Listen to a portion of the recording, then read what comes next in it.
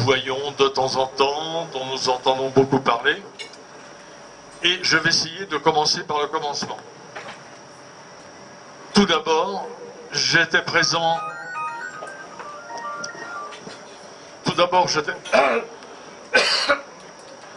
J'étais présent dans l'US Air Force quand les événements de Washington ont eu lieu en 1952. Ces événements, pour ceux qui ne s'en souviennent pas, ont consisté en un grand nombre d'engins, de lumières qui se sont promenés dans le ciel, en plein milieu d'une zone interdite, qui était probablement la zone interdite la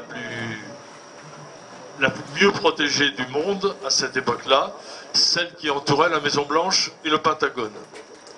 En plein milieu de cette zone, à relativement haute altitude, des lumières se sont promenées pendant plus d'une demi-heure.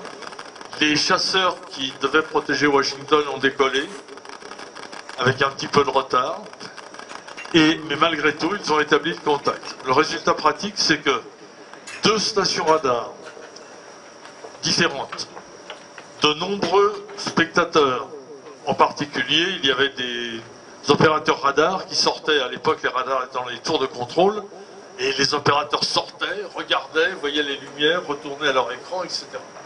Plus les pilotes de chasse qui ont établi le contact, il y avait donc bien une matérialité, quelque chose s'est promené dans le ciel de Washington.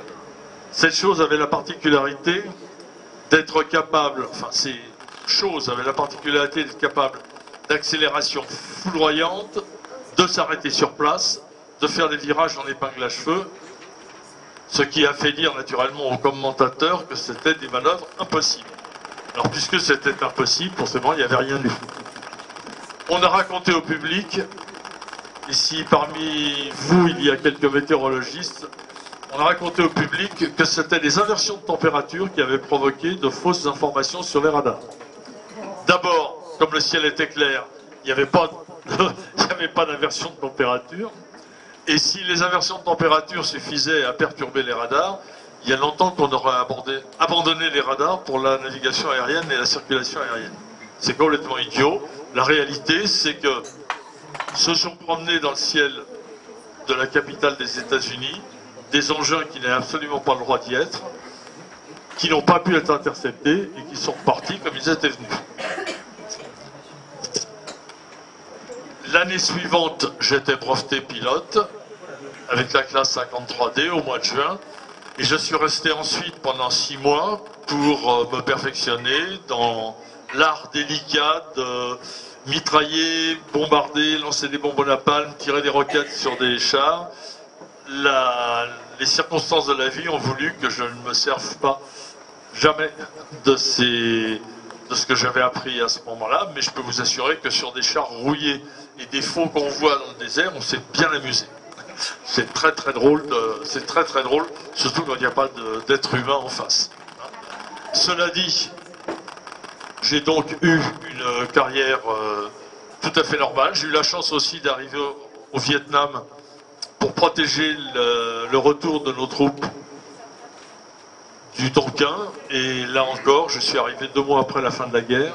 Donc, je n'ai pas eu à me servir de ce que j'avais appris aux États-Unis. Cela dit, en 1953, avant de rentrer en France, j'ai eu en main la première réglementation officielle indiquant aux pilotes de l'armée américaine ce qu'il convenait de faire quand ils rencontraient un objet volant non identifié. Or, ces objets volants non identifiés n'étaient pas, n'en déplaise à certains, des phénomènes aérospatiaux non identifiés, de vagues choses qui pouvaient être n'importe quoi, mais ils avaient une définition bien précise. Je vais vous la lire quand même.